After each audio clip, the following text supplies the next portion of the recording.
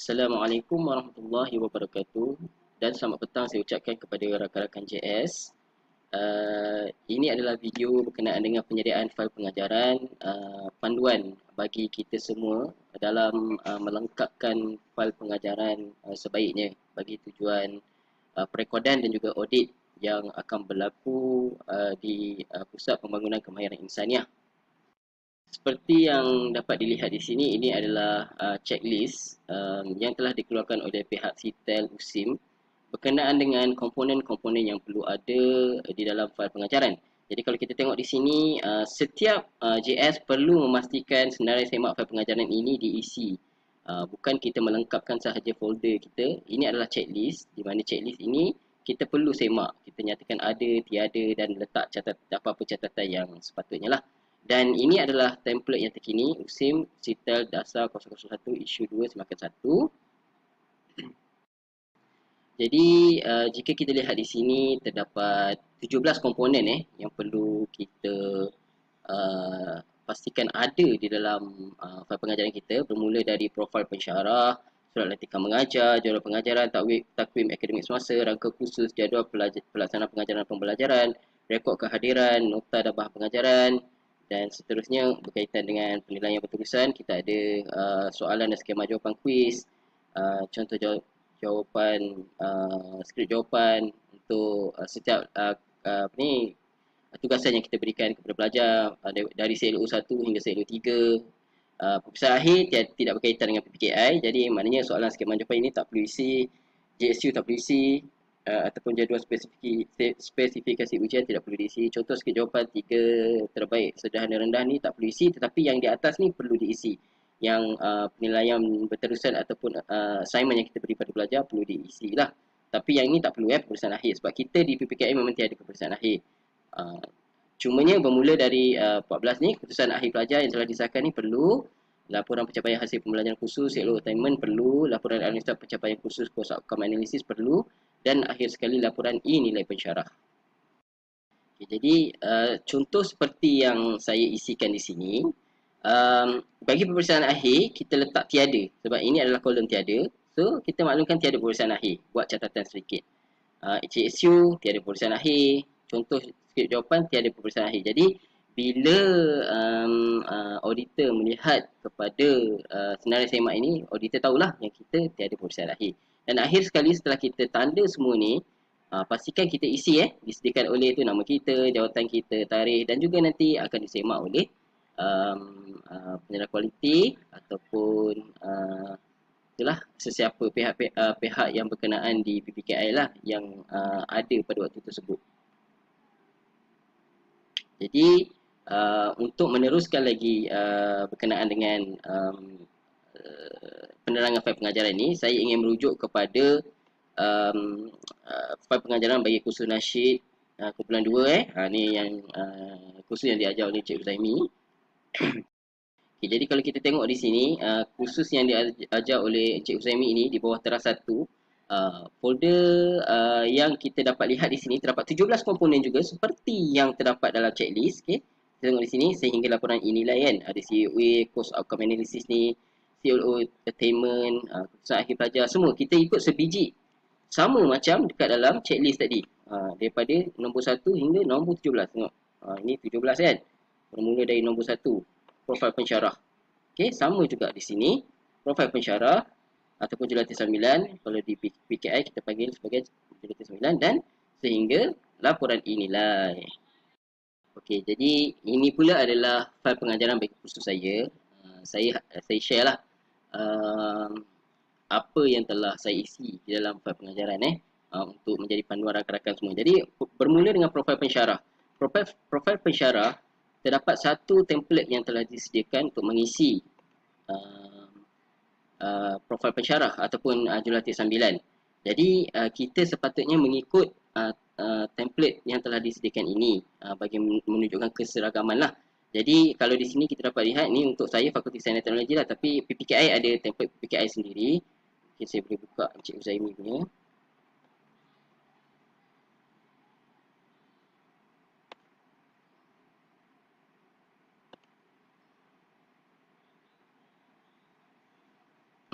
Seperti ini pusat pembinaan kepandaian insaniah kan. Handsome orang yang Encik Uzaimi. Okey. Inilah.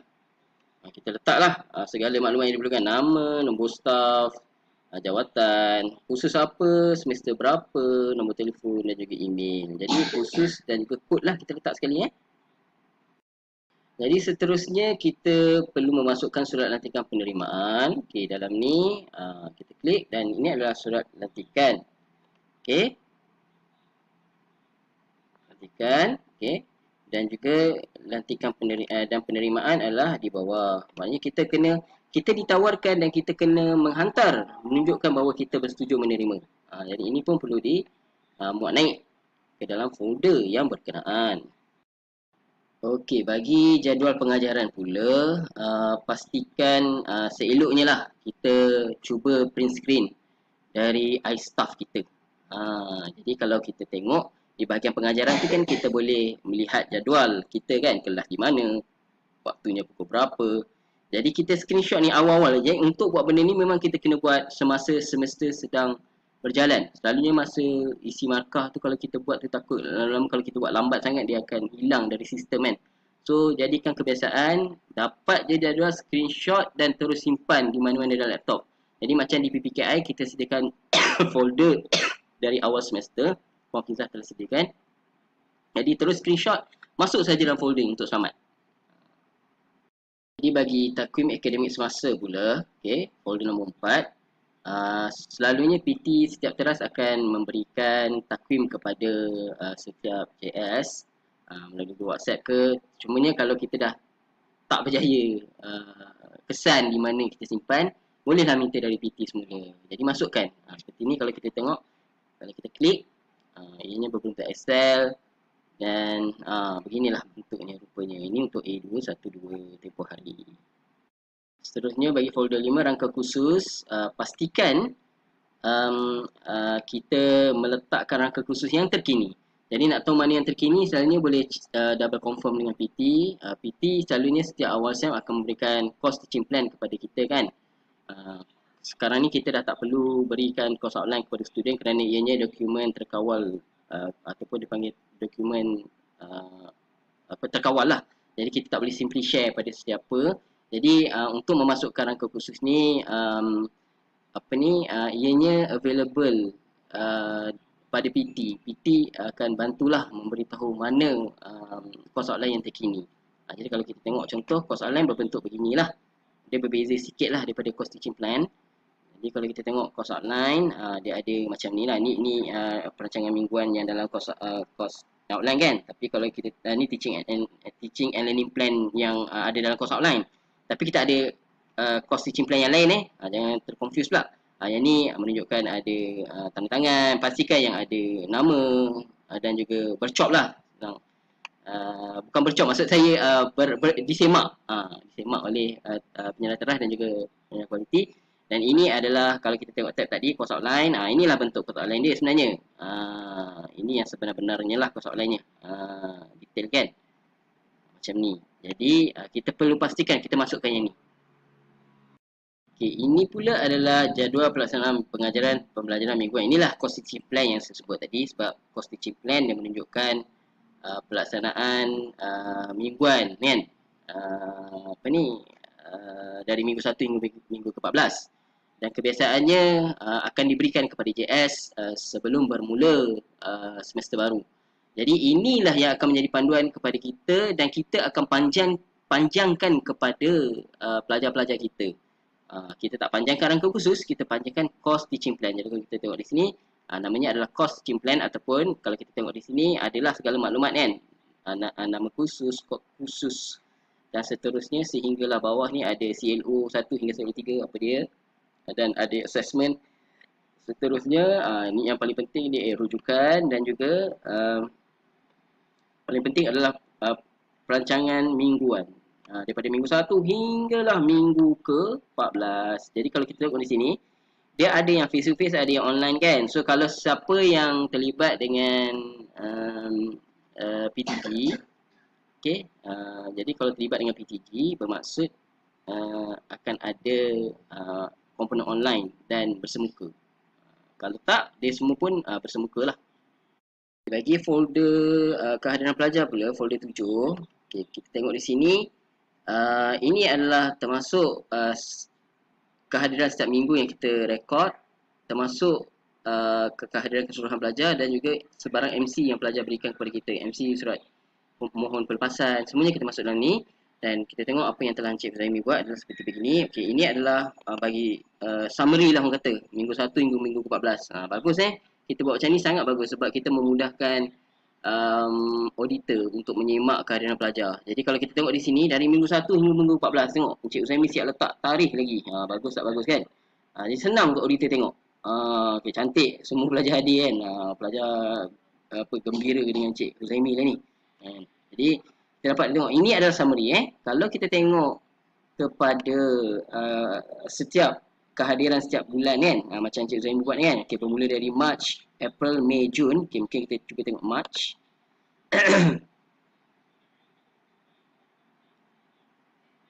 Okay, kalau kita tengok di sini Encik Uzaimi mengumpulkan mengikut tarikh kan, nampak 23 March, dan bawah 30 bulan 3 kan.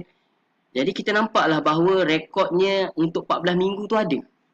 Daripada minggu 1 hingga minggu 14 tu ada semua dalam ni. Ada juga orang suka buat macam dia pisahkan terus. Minggu 1 hingga minggu 14 ada terus upload one by one. Tu pun boleh, macam Encik Zaimi buat by bulan pun boleh, tak ada masalah. Dan yang penting akhir sekali kena ada ni juga. Jadi kesemua kena ada. Tu penting. Sebagai bukti bahawa kita telah mengambil kedatangan pelajar dan ingin diingatkan di sini, sekiranya pelajar kita mengikut kuliah kita secara online ni, contoh kita kursus PTG, kita bagi kaedah tidak segerak pada pelajar kan, contohlah, ataupun segerak lah, dan contoh dia tak dapat hadir waktu tu tapi dia ikut di kemudian hari, kita perlu pastikan bahawa kita tanda kehadiran dia dan kita kena tahu mekanisme menyemak bagaimana pelajar kita tu ikut ke tak, kerana auditor kadang-kadang mereka particular benda tu, kadang-kadang kita tertinggal kan, terlupa nak tanda. Jadi nanti dia akan membawa kepada kehadiran pelajar itu tidak mencukupi 80%, dan kalau tak mencukupi 80%, ianya menjadi isu sekiranya kita tidak bar pelajar tersebut lah. Jadi dan satu lagi, kita jangan simply bar pelajar, kita boleh contact semua pelajar, tanya okey kenapa tarikh tak hadir, contoh ya, kehadiran dia kurang daripada 80%. Kita jangan terus bar, kita tengok, check balik adakah dia hadir tapi tak tanda kehadiran. Itu adalah tugas kita sebagai pengajar. Jadi sebenarnya lebih mudah. Setiap minggu kita dapatkan kehadiran pelajar, habis kelas je kita terus check siapa hadir, siapa tak hadir. Yang tak hadir tu kita tanya, hadir ke tak sebenarnya, kenapa tak rekod, kalau contoh kita buat Google Form, kenapa tak isi Google Form, minta diisi. Okay, bagi nota bahan kuliah pula, kalau kita tengok, kita klik di sini kan. Kita tengok kat sini, Encik Zaimi telah memasukkan segala nota atau bahan kuliah yang telah diberikan kepada pelajar. Tapi yang paling penting Encik Zaimi buat adalah, Encik Zaimi telah menjadikan satu front page mewakili segala nota-nota ini. Front page itu adalah, kalau kita klik, ianya adalah begini. Nota kuliah, nama kursus nasyid, kod kursus, semester bila, ni yang paling penting. Semester bila, sebab kalaulah auditor check, pernah dapat teguran auditor sebenarnya, setiap nota dalam kuliah untuk menunjukkan ianya adalah yang terkini, perlu adalah satu page yang menunjukkan ianya adalah yang terkini. Jadi kalau kita nak buat untuk setiap satu tu susah, nak yang kalau ada buku yang kita scan bentuk image, susah kan. So kita buat macam Encik Zaimi buat ni, buat satu front page. Okay, macam ni Encik Zaimi namakan sebagai general lah, front page ni, and then letaklah semester 2 yang terkini lah. Macam kalau untuk nanti nak sediakan untuk A221, semester 1, 21, 22, 23 sebenarnya. Silap yang ni tersilap ni. Sebenarnya kalau untuk A2 A212, ia adalah semester 2, 21, 22 lah. Macam kalau yang semester tengah berjalan ni, A221, SEM 1, 22, 23. Sebab kita punya tahun ni dia ambil tahun 2022 dengan 2023. Jadi kaedah baca ni macam tu. Jadi tengok apa yang telah Encik Uzaimi buat. Encik Uzaimi meletakkan front page ni, which is good. InsyaAllah kita akan berjumpa di video kedua, part 2, video file pengajaran. Assalamualaikum warahmatullahi wabarakatuh.